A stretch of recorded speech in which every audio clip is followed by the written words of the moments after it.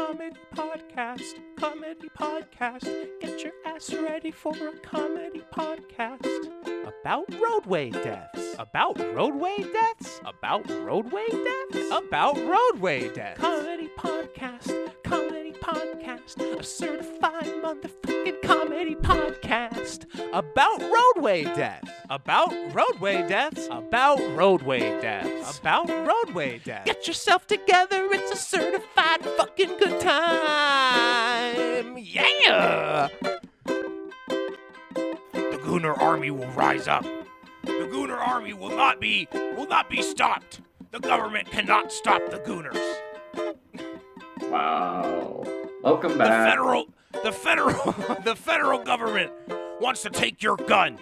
They want to take your guns and make you come. But we will not come. We will goon. I regret to welcome you back to another episode of Are You Into Bus Stuff? Welcome to the podcast, baby. Welcome back. How we doing today? Oh man, I'm super well. Weather has turned around here in Colorado. It's been in the 60s, so I've been feeling like a human person again. Oh, we had the most beautiful day here in Austin yesterday. I woke up, I rode my bike 55 miles, and then I went to work, and I worked a whole shift. Nice. That's lovely. Yeah, I mean, I love to see here in Denver the like hardcore cyclists, cyclist commuters and, folks who will go out after we've had 6 inches of snow and it's like 20 degrees out and they're riding their road bikes. And I'm like, wow, it really is possible. And, the road bike by itself is not a machine of death. Yeah, you might slide on the ice and fall. And yes, you might get hit by a car, but if everyone were just able to, buck up, get on their bike, you can ride a road bike through, snow if you find the right path. Yeah, it's crazy how that works. I've definitely taken bikes with thin tires out in like minimal winter weather, just because in Austin we don't really have ice, snow. Yeah. And yeah, you gotta be aware of your center of gravity. Yes. But especially the cold, I would bike to work. I haven't been, my current commute, it's a little bit more, I don't know, I feel better taking the bus because the distance and the number of incredibly scary roads I have to cross in order to get to my office is, just prohibitive. So I take the bus, allows me to get other stuff done while I'm commuting and, just kind of chill on my way to work. But, before when I had a shorter commute, I would often bike and I would bike on really cold days. I mean, I don't like to bike in the ice or the snow. I'm not the most comfortable cyclist. You've seen me bike, I can bike, I promise. Okay. People would be like, oh my God, you biked in today? Oh my God, it's like 20 degrees. And I was like, yeah, you wrap your face up, put your gloves on. It's okay. You're going to be okay, buddy. People are really cucked by car life. Like, people lose touch with what it's like to go outside. Mm. Yeah, I know what you're talking about, man. People are like, you came today? And I'm like, well, I didn't stop being poor. Had to continue working. I mean, same thing when it's really hot. I'm sure in Austin, there's days where you're like drenched by the time you get to work.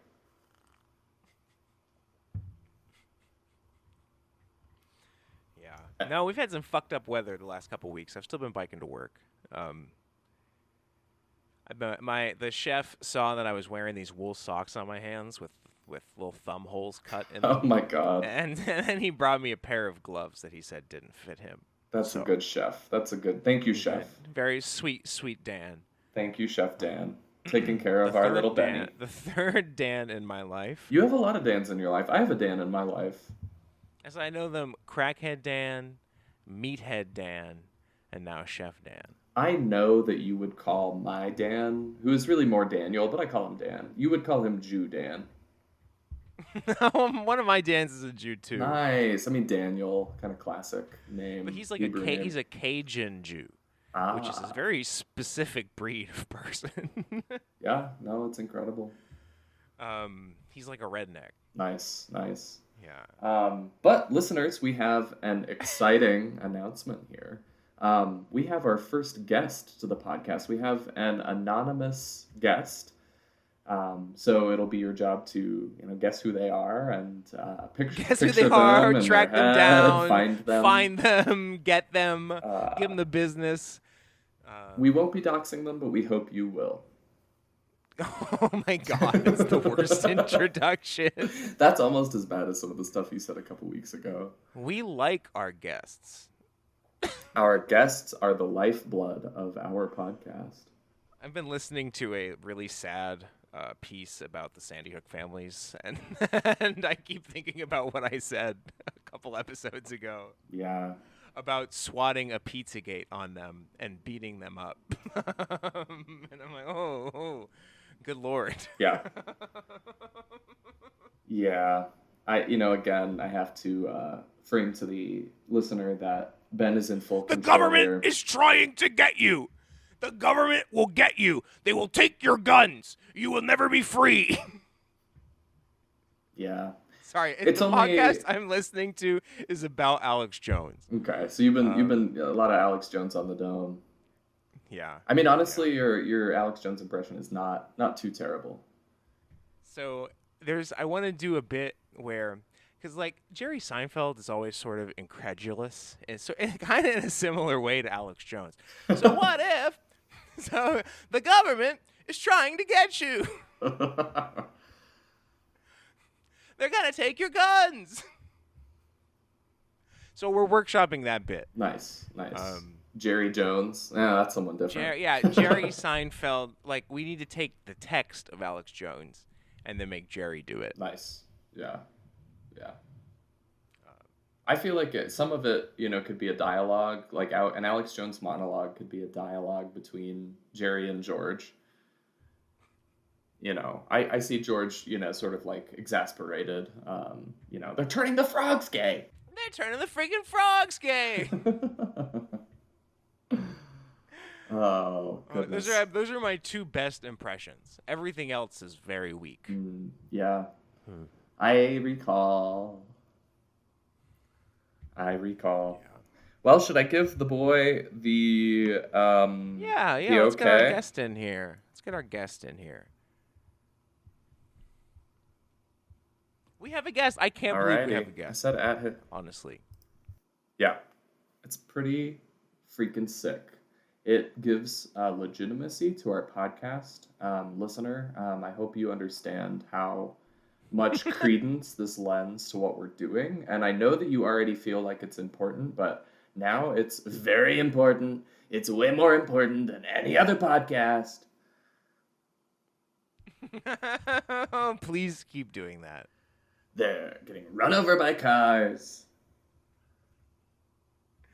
Yeah. Will you say people are being hit by cars? People are being hit by cars. Fast cars, not slow cars. People are being hit by cars. What's the deal with pedestrian deaths? This is going to be the episode that makes our career here, I think. I don't think so. Yeah, we're going to be poor forever till we get hit by a car. What's the deal? The government. That's the only thing I can say in that voice. It always starts with the government. My mind just goes to they're turning the deep state. They're turning This is as deep as the deep state gets. There you go. Yeah. I just think about turning the frickin' frogs gay, and then like selling supplements. Like that's the other Alex Jones thing that really like comes to mind for me. I was thinking about that and how it's like not the most evil way to monetize your weird media empire. I mean, it's up there. Like, you think he really believes it? Do you think he really believes in his like penis pills and stuff? Absolutely not. It's a totally dishonest way to get forward. Totally dishonest. I don't know, bro. He's crazy. Yeah. Well, anyway, listener, on from Alex Jones and his penis pill grifting to a conversation. Our anonymous guest. With our beautiful anonymous guest. They are a theater director based in Austin, Texas. So Ben, you guys will have a lot in common. And yeah, thank you so much for coming on, Mr. Guest. So great to be here as Mr. Guest and no one else. We did encourage before you hopped Welcome on. to the show. Before you hopped on, we did encourage our guests to figure out who you are, or our listeners to figure out who you are, track you down, and do unspeakable get you. things to you. Triangulate my location. Yeah. Hit you with a car. We're gonna drop clues. Yeah, Oh, yeah. great. If you can hit the mystery guest with your car, we'll send you a T-shirt. Mm-hmm. Okay, well, it's funny you say that because I recently heard that this apartment complex that I moved into a few months ago, not my building, but the one next to it, got hit by a car. A car, like, drove through somebody's closet. So people don't realize how frequently cars hit buildings, but it's a non-trivial amount of traffic fatalities. I'd have to double check the numbers, but I'm pretty sure it's something like 3 to 7%. Wow. Yeah. Like traffic, like cars hit buildings all the time. Every 7-Eleven has been hit by a car. Liquor stores get hit by cars every day. Why do you think there's a correlation there, Ben? I don't know. Beyond me.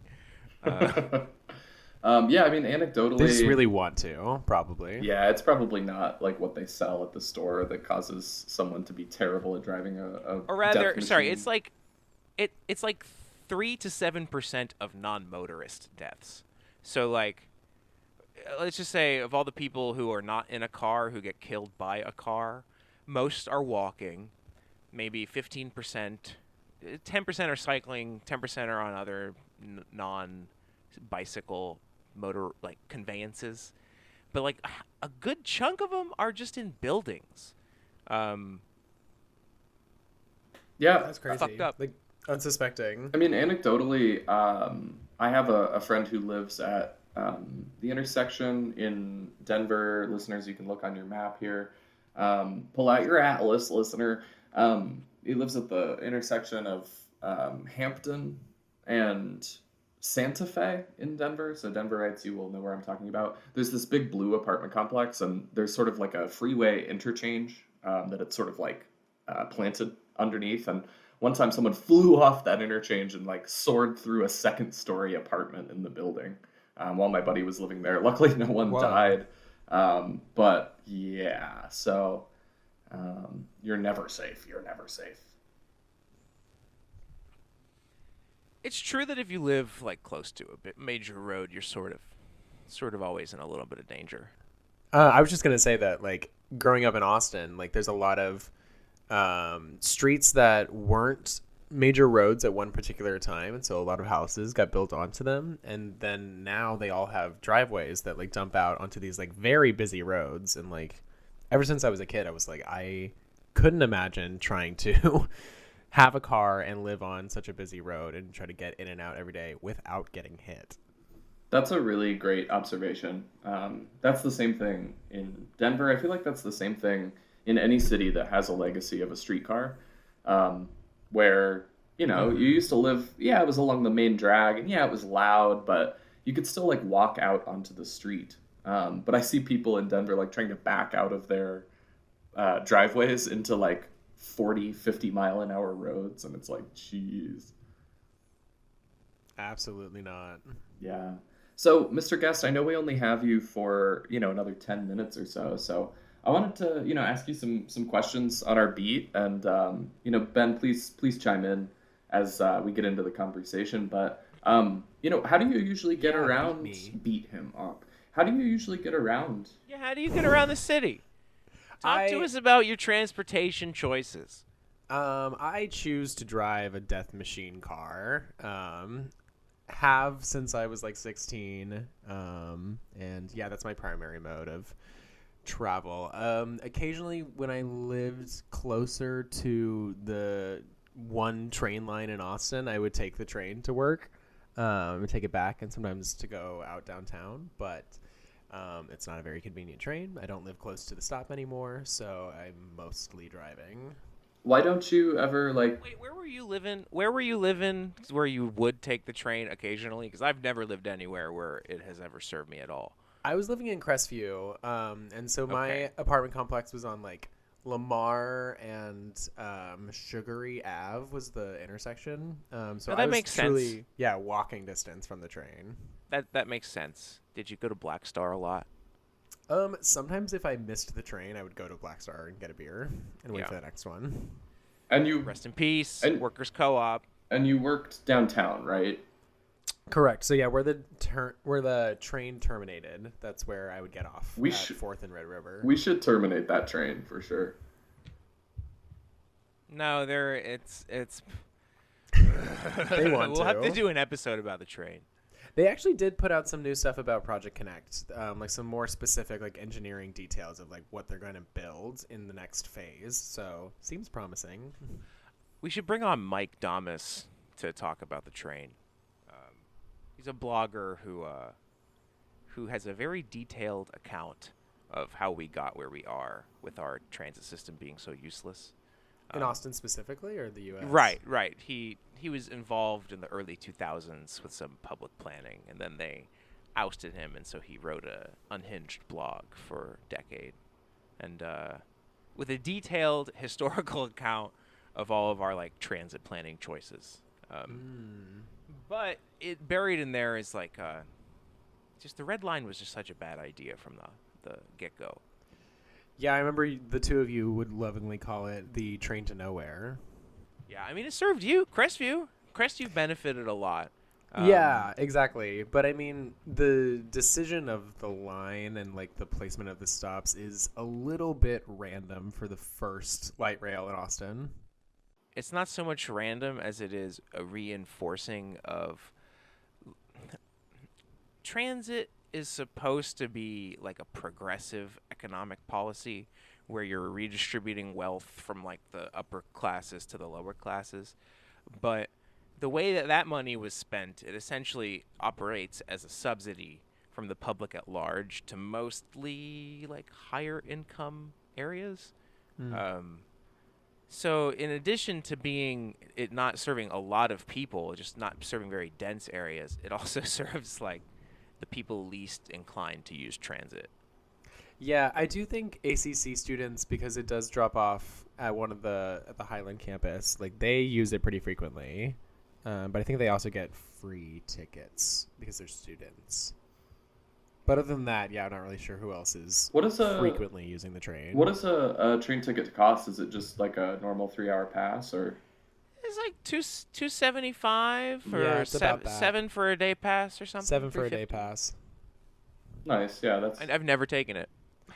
And I'll be honest, they don't check the tickets. And so it's one of those systems where like you buy the ticket and then you have to activate it for them to like scan it or whatever. And so I frequently would not activate it unless I saw somebody who was checking tickets. So you could get by on riding the train for free. Yeah. So Trent, mystery guest. Yes. What about what ballpark of the city are you in now? You're up by I'm in North Loop area. North Loop. So like North So Central. that area is you could ride a bike if you wanted to, right? However, most people, I imagine, don't feel particularly safe riding a bike in an urban environment like Austin. Most normal No. people. I'm not a confident biker when there aren't cars around, so I'm not really going to do it when there are so many cars around. No. It makes perfect sense. I do know that you also, I mean, you live along a sort of central drag where you could hop on a bus and get downtown in about 20 to 30 minutes.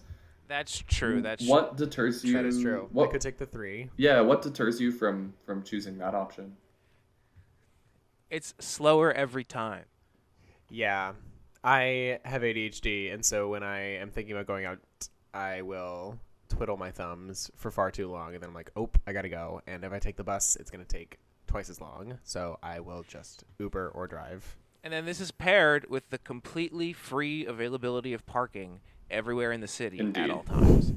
That's the thing. Every street in the whole city has 2 lanes of free parking all the time, with the exception of downtown. And even downtown, you can still find a spot in like one of the biggest metros in America, right? I mean, not one of the biggest, but it's a big one. It's like top 20, 30. Well, and like again, growing up in Austin, I remember as a kid, parking downtown used to like always be free after 6 p.m. and like on the weekends it was always free. And so like now that's not exactly true anymore. However, the audacity of my like Austinite brain just tells me it is. And so yeah, I will risk it every time and I will get free parking. So yeah, it doesn't deter me that I'm like, I might have to hunt a little bit for a parking spot, but I know I can find something. Something that's interesting about the car as a mode of transportation is that it's the only mode that requires like vehicle storage at your source and your destination, right? So like normal people will take transit to an urban center when when it's really hard to park downtown. Like that is really very frequently the limiting factor or like the main contributor to the decision-making process of somebody who's trying to choose between modes for a given trip. But in Austin, it's true. There is freely available parking everywhere at all times, no matter where you go. And that's like a design choice that actively prohibits the free flow of pedestrian and micromobile traffic. Yeah, I would go so far. Take the scooter pill, people. Yeah, I would go so. The scooter pill. I would go so far in Denver to say that it is almost always very easy to find a parking spot. I've been in Austin downtown, especially around festival times, things like that. Like it can be really hard to find a parking spot. It can take you a little while. In Denver, like there isn't even that barrier.